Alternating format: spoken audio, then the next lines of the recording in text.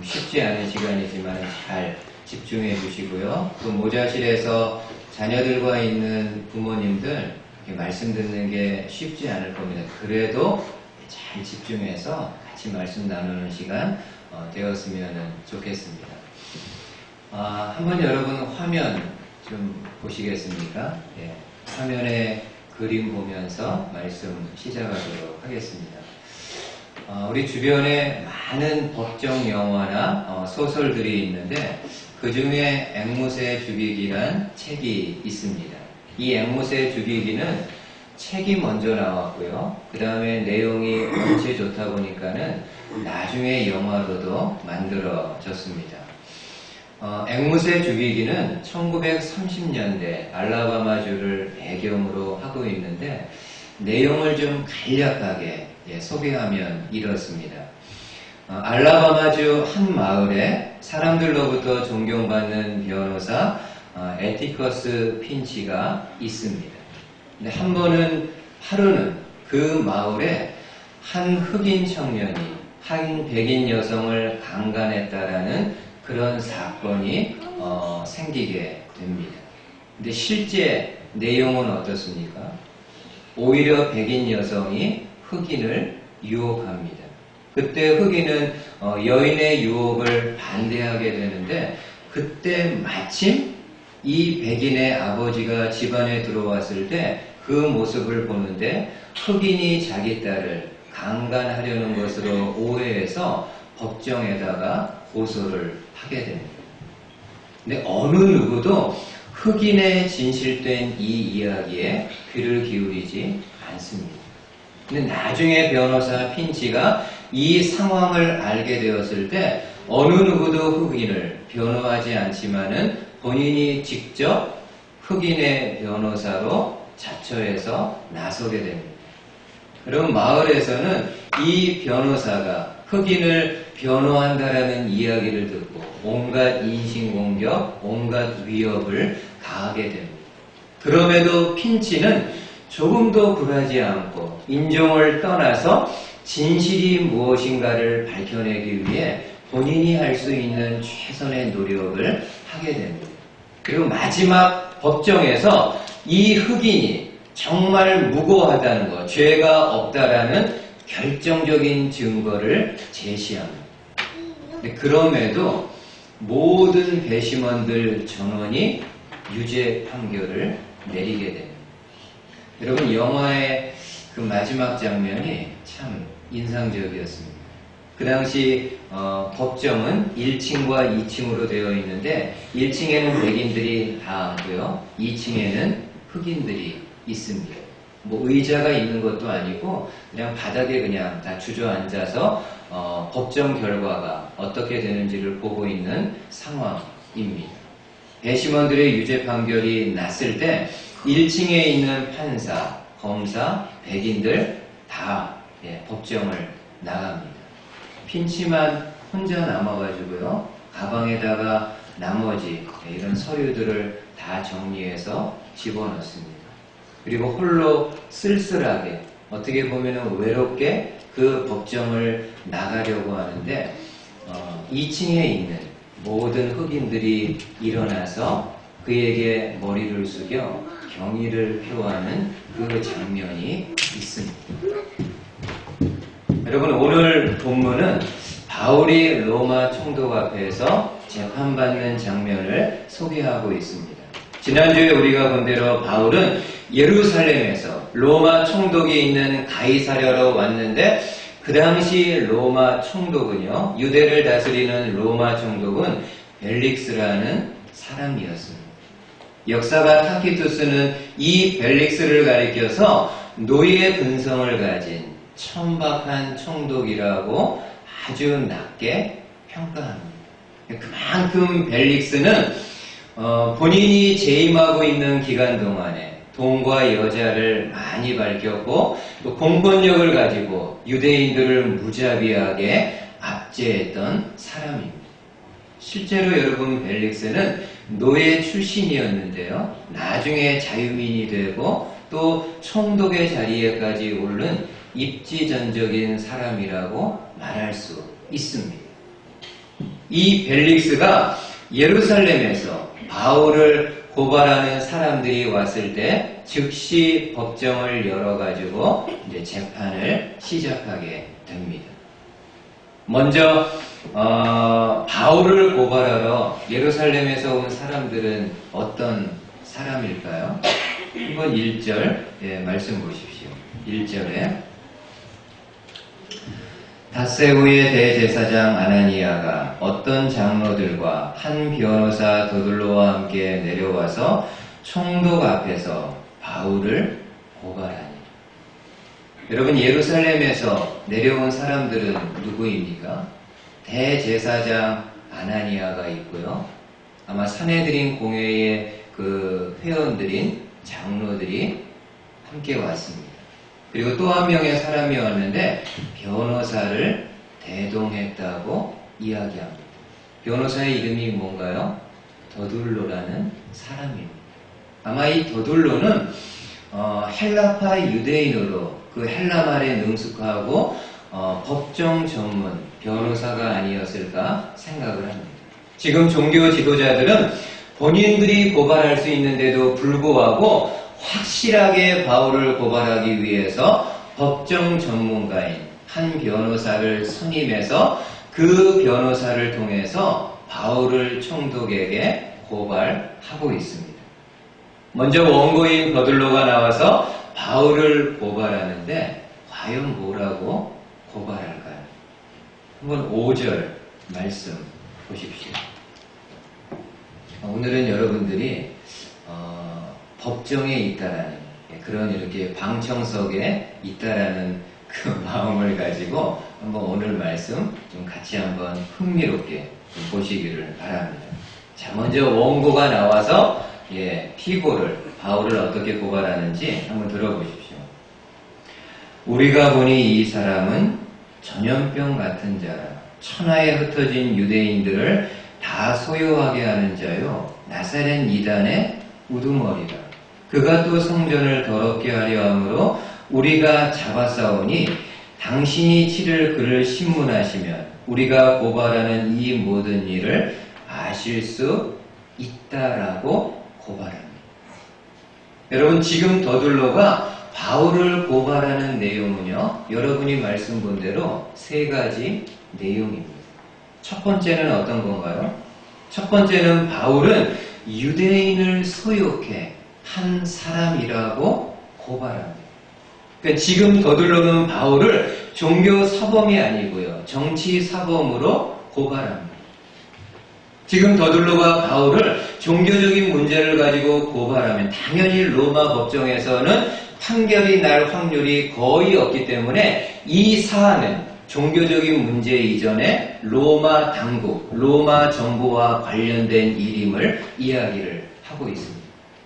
여러분, 그 당시 로마 제국은 피지배국가들에 대해서 나름 많은 관대한 정책을 이렇게 펼쳤지만은 밀란이나 반란 등 정부를 대적하는 일이 일어나게 되면은 그 주동자들에 대해서는요, 십자가 처형과 같은 가장 아주 극한 형벌을 내리는 제도를 가지고 있습니다. 누구보다도 더둘로가 이러한 로마법을 잘 알고 있었기 때문에 지금 바울을 고발할 때 종교적인 문제가 아니라 유대인들을 소욕해 해서 밀란까지도 일으킬 수 있는 그러한 사람이라고 고발합니다. 두 번째 고발은 어떤 건가요? 이 종교적인 문제를 언급합니다. 이 바울은 나사렛 이단의 우두머리라고 이야기합니다. 지금 더둘로는 기독교를 가리켜가지고 나사렛의 한 이단에 불과하다라고 아주 하찮게 평가합니다. 그리스도교, 바울이 전하는 기독교는 우리 유대교와는 아무런 관계없는 갈릴리 변방, 갈릴리 아주 총구석에서 일어난 한 이단이고 바울은 그 이단의 괴수, 우두머리라고 고발합니다. 세 번째 고발은 어떤 겁니까? 이 바울은 유대인들이 그렇게 중시하는 예루살렘 성전을 더럽힌 사람이라고 고발을 하게 됩니다. 여러분, 저는 개인적으로 이 더둘로의 고발하는 내용을 보면서요, 이렇게 한 단어가 좀 눈에 들어왔습니다. 여러분, 지금 더둘로는 바울을 가리켜서 무엇과 같은 사람이라고 이야기를 합니까? 전염병 같은 사람. 이게 맞습니다. 여러분, 더둘로의 이 고발을 자세히 생각해 보면은요, 틀린 말이 아닙니다. 그 당시 바울은 더둘로가 고발한 것처럼 전염병 같은 사람입니다. 근데 바울이 실제로 퍼뜨리는 바이러스는 어떤 겁니까? 사람들을 죽이는 바이러스가 아니라 오히려 사람들을 살리는 바이러스를 전파하고 있는데, 그 바이러스의 이름은 가스펠, 복음입니다. 세상 모든 사람들은 저마다의 죄로 인해 죽음의 길을 가고 있는데, 바울은 이러한 사람들을 향해 복음의 바이러스를 퍼뜨리며 죽음의 독을 해결하고 사람들로 하여금 영원한 생명을 얻게 하는 그러한 도를 가르치고 있습니다. 여러분, 이러한 바이러스라고 한다면은 그 유대나 그 근처 지역만이 아니라 온 세계에 퍼져야 되지 않겠습니까? 사람들을 죽이는 바이러스가 아니라 사람들의 영혼, 사람들의 몸을 구원할 수 있는 바이러스라고 한다면은 이러한 바이러스는 정말 온 세상에 충만해야 되지 않겠습니까? 바라기는 저와 여러분들 또한 내가 있는 가정, 혹은 내가 있는 지역, 내가 있는 일터에서 이 복음의 바이러스를 많이 은근히 퍼뜨릴 수 있는 전염병 같은 그런 성도님들 되실 수 있기를 주님의 말씀으로 권면을 드립니다. 이렇게 더둘로가요, 바울을 고발합니다. 이제는 피고인 바울이 나와서 총독 앞에서 또 종교 지도자들 앞에서 본인을 변론하는 시간을 갖게 됩니다. 한번 여러분 14절, 11절 한번 보십시오. 먼저 바울은 어떤 그 내용을 이야기하는지, 여러분, 더둘로가 처음에 바울을 고발한 내용은 바울은 유대인을 소욕해 하는 자라고 이렇게 고발했는데, 이에 대해서 바울이 어떻게 이야기하는지 한번 들어보십시오. 11절 말씀 보십시오. 당신이 아실 수 있는 바와 같이 내가 예루살렘에 예배하러 올라간 지 열 이틀밖에 안 되었고, 그들은 내가 성전에서 누구와 변론하는 것이나 회당 또는 시중에서 무리를 소동하게 하는 것을 보지 못하였습니다. 여러분, 먼저 바울은 이야기할 때요, 본인이 예루살렘에 무엇 때문에 왔다라고 이야기를 합니까? 예배하러 왔다고. 오순절을 지키면서 예배하러 예루살렘에 왔지, 무슨 사람들을 선동해서 무슨 반란을 일으키기 위해서 예루살렘에 온 것이 아님을 이야기를 합니다. 그리고 시간적으로 본인의 알리바이를 이야기하는데, 자신은 예루살렘에 와서 지금까지 열 이틀, 12일 동안 있었는데, 오자마자 유대인들이 소동을 일으켜서 나는 이곳저곳 막 끌려다니면서 있었는데, 그 사이에 누구를 만나서 모의를 고하고 그 사이에 누구를 만나서 그 반란 같은 거를 꾀할 수 있겠느냐라고 이야기합니다.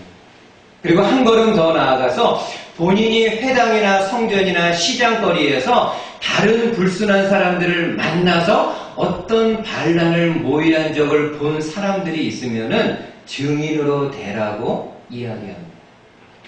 아무 증인도 없습니다. 왜냐하면 실제로 그런 일이 없었기 때문입니다. 두 번째 바울의 변론은 어떤 겁니까? 여러분, 그 더둘로는 바울을 고발할 때 기독교를 향해서요, 나사렛 이단이라고 이렇게 소개를 하게 됩니다. 근데 바울은 이거에 대해서 이렇게 이제 변론을 합니다. 14절 한번 보십시오. 그러나 이것을 당신께 고백하리이다. 나는 그들이 이단이라 하는 도를 따라 조상의 하나님을 섬기고 율법과 선지자들의 글에 기록된 것을 다 믿으며 그들이 기다리는 바 하나님께 향한 소망을 나도 가졌으니 곧 의인과 악인의 부활이 있으리라 하니. 특별히 여러분 한번 상관절 14절 한번 보세요. 그러나 이것을 당신께 고백하리이다. 나는 그들이 나를 고발하는 그들이 이단이라 하는 도를 따라 조상의 하나님을 섬겼다. 여러분 먼저 바울은 더둘로가 사용한 단어를 이렇게 수정을 하는데요. 왜냐하면 법정에서는 단어 하나가 중요한 판결에 중요한 역할을 할 수도 있기 때문입니다. 여러분 더둘로는 기독교를 가리켜 이단이라고 했는데 바울은 이단이라는 단어를 수정해서 기독교는 이단이 아니라 도라고. 여기 기록된 도는 헬라어로 호도스, 영어로는 더 웨이라고 기록을 했습니다. 그러니까 기독교는 이단이 아니고 사람들을 진리의 길로 인도하는 유일한 도, 유일한 길이라고 지금 바울이 변론합니다. 여러분 요한복음에 보면 예수님이 어떤 고백을 하게 되나요? 내가 곧 길이요 진리요 생명이니 나로 말미암지 않고는 어느 누구도 아버지께 갈 수 없다라고 말씀을 합니다. 근데 그 말씀하신 거기서 그 길은 바로 오늘 본문에 나오는 도, 호도스와 같은 단어입니다. 그러니까 바울은 예수님은 하나님께로 갈 수 있는 유일한 길과 유일한 진리와 생명이시기에 사람들은 그 예수님을 믿음으로 하나님께로 갈 수 있는 이것이 바로 내가 믿고 있는 내용이고 내가 사람들에게 전하는 진리의 내용이라고 이야기합니다. 한마디로 기독교는 이단이 아니고 진리를 가르치는 종교임을 이야기합니다. 여러분 만약 기독교가요 정말 더둘로가 고발한 대로 이단, 하나의 이단이었다고 한다면은 지금까지 이렇게 존재할 수 없었을 겁니다. 예수님이 오신 지 2000년의 시간이 지나는데 이 예수님을 믿는 그리스도교, 기독교가 정말 하나의 이단에 불과했다고 한다면은 그 장구한 역사 속에서 중간에 다른 이단들처럼 흐지부지 사라졌을 겁니다. 근데 오히려 지금 어떻습니까? 많은 사람들이 그리스도, 예수님을 영혼의 구세주로 믿고 있다는 것은 기독교, 그리스도교가 이단이 아닌 정말 하나님의 복음의 말씀을 전하는 참된 종교라는 것을 역사가 우리에게 증명해 주고 있습니다. 오히려 여러분 오늘날 어떻습니까? 우리 주변에는요 기독교를 빙자한 여러 이단들이 우리 가운데 있습니다. 우리가 신앙생활하면서 이러한 많은 이단들로부터 유혹받지 않고 이러한 이단들을 분별할 수 있는 방법이 있다고 한다면 어떤 게 있을까요? 있습니다. 한번 이렇게 생각해 보십시오. 여러분 나라마다요, 각 나라마다 위조 집회 감식반이 있습니다. 이들이 하는 일은 이름 그대로요. 위조 집회를 감식해서 분별해내는 일을 하는 사람들입니다. 이들이 이러한 일을 잘 수행할 수 있도록 많은 훈련을 받게 되는데 훈련받는 내용 중에 하나가 어떤 것이 있는가 하면은 진짜 화폐를 이들에게 줍니다. 처음 나온 아주 빳빳한 진짜 화폐를 이들 손에 줍니다. 그리고 이들은요 진짜 화폐를 계속해서 관찰합니다. 정말 눈이 빠질 정도로 계속해서 몇 날 며칠 관찰합니다. 눈으로만 보는 것도 부족하니까 손으로도요 계속해서 그 촉감을 만져봅니다. 만져보고 이렇게 만져보고 냄새 맡아보고 또 혀로도 지폐를 이렇게 혀로도 하여튼 본인이 가지고 있는 오감을 다 동원해서 진짜 화폐를 뚫어질 정도로 관찰하고 오감을 통해서 느끼게 합니다. 그러다가 위조지폐가 주어졌을 때요, 자연적으로, 본능적으로 그 위조지폐의 잘못된 부분을 찾아낼 수 있다고 합니다. 여러분, 마찬가지로 이단을 저와 여러분들이 어떻게 분별할 수 있습니까? 이단을 연구하기 이전에요, 가장 좋은 거는 먼저 우리에게 있는, 여러분들 손에 있는 진짜인 성경을 열심히 배우고요, 열심히 익히는 겁니다. 저와 여러분들이 다른 이단의 내용이 어떻고, 사상이 어떻고, 교리가 어떻고, 이런 거 공부하지 않는다 할지라도, 우리에게 있는 진짜 말씀, 이 성경 말씀을 내가 할 수 있는 최선을 다해서 배우고 공부하고 익히게 되면은, 우리 귀에 어떤 이단의 가르침이 들려졌을 때, 그들의 가르침이 성경 말씀에 비추어 볼 때 잘못된 부분이 있음을 우리 영혼이 느낄 수 있습니다. 그래서 이런 면에서도요, 저와 여러분들이 하나님의 말씀을 배워야 될 필요가 있습니다. 우리들 주변에 얼마나 많은 이단들이 있습니까? 그리고 이단들의 특징 중에 하나는 무엇인가요? 정말 열심히 전도합니다.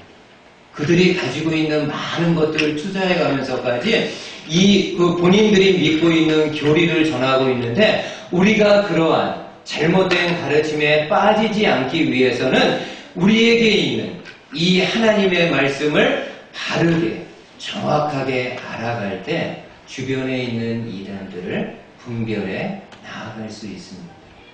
이러한 성도님들 되실 수 있기를 주님의 말씀을 통해서 축복을 드리겠습니다. 마지막으로 바울의 변론은 어떤 건가요? 여러분, 도들로는 바울을 가리켜서 이 사람은 유대인의 성전을 더럽힌 자라고 고발했는데, 바울이 이 부분에 대해서도 아주 명확하게 이야기를 합니다. 바울이 이야기합니다. 내가 그 당시 성전에서 무엇을 하고 있었는지에 대해서는 나를 고발하는 이 종교 지도자들이 잘 알고 있다라고 이야기를 합니다. 당시 나는 예루살렘 성전에서 하나님께 서원한 유대인들과 함께 결례 의식을 행하고 있었지, 다른 누군가를 만나서 반란을 꾀하고 다른 유대인들을 부추겨서 소동을 일으킨 적 결코 없다라고 이야기를 합니다. 그러면서 오히려 누가 유대인들을 소란케 했다라고 이야기하나요? 한번 여러분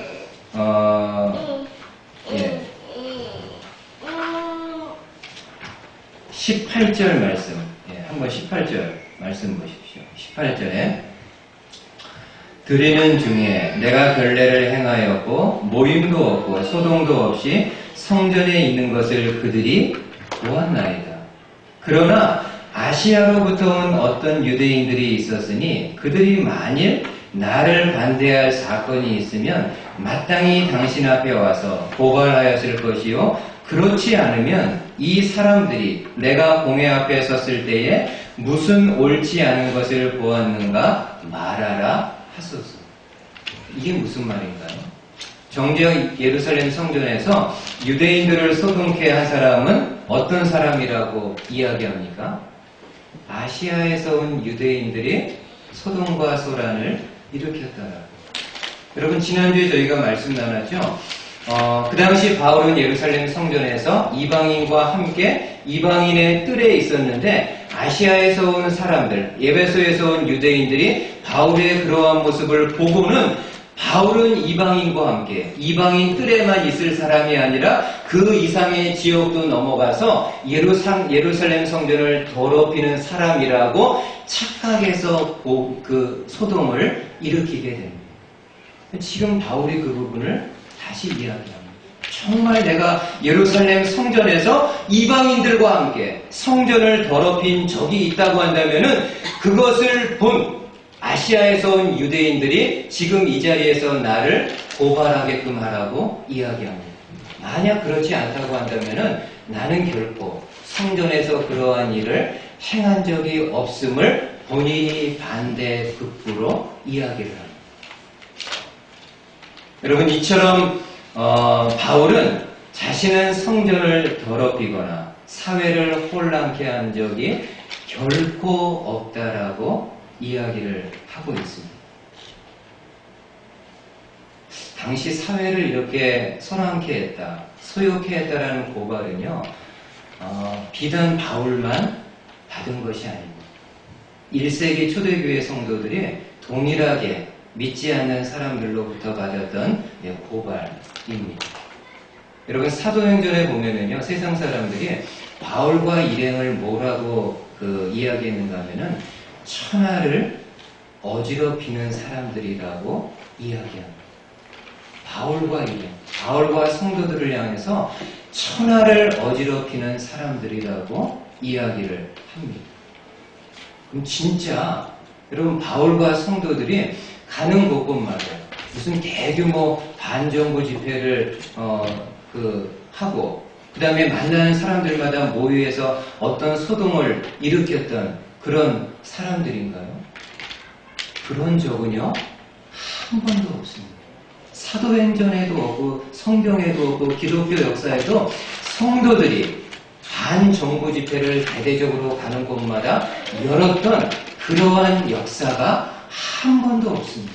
근데 그럼에도 세상 사람들은 바울을 비롯한 믿는 성도들을 향해서 천하를 어지럽히는 사람들이라고 이야기하는 이유 중에 하나는요, 본인들의 생활하고 그리스도인들의 생활하고 너무나 차이가 나기 때문입니다.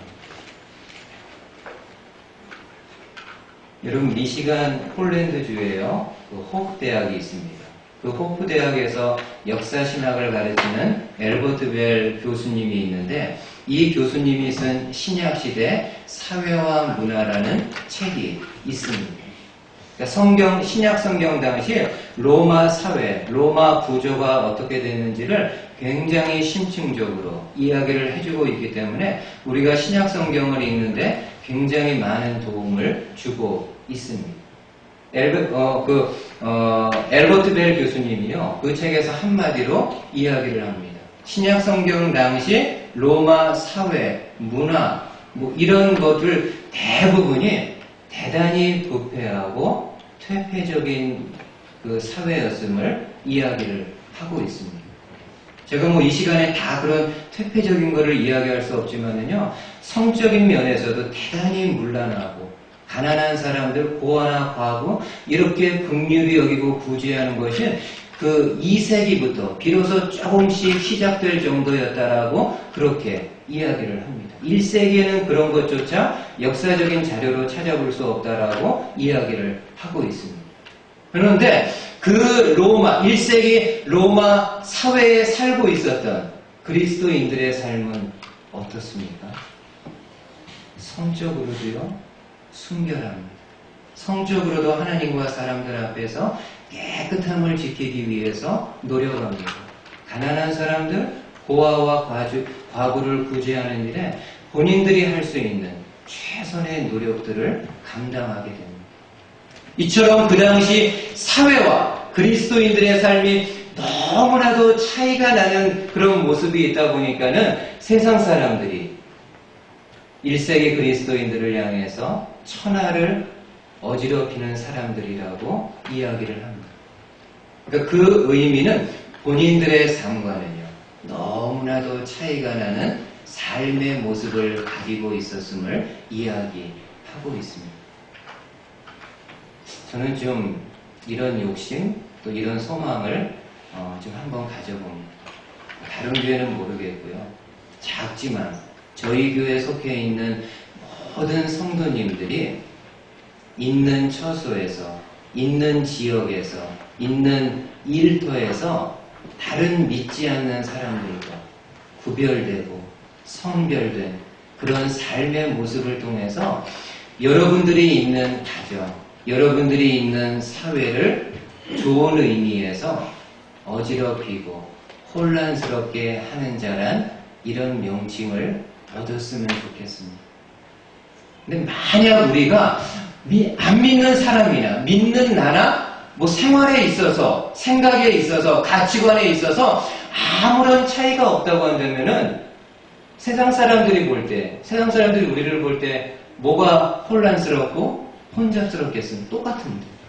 그러나 만약 우리가 그들과 다른 구별되고 성별되고 거룩한 삶의 모습을 조금이라도 드러내게 된다면은 우리의 삶의 모습을 통해서 믿지 않는 사람이 가지고 있는 가치관에 대한 의심, 회의, 혼란스러움을 가질 수 있을 것입니다. 이런 성도님들 되실 수 있기를 주님의 말씀으로 축복을 드리겠습니다. 아멘.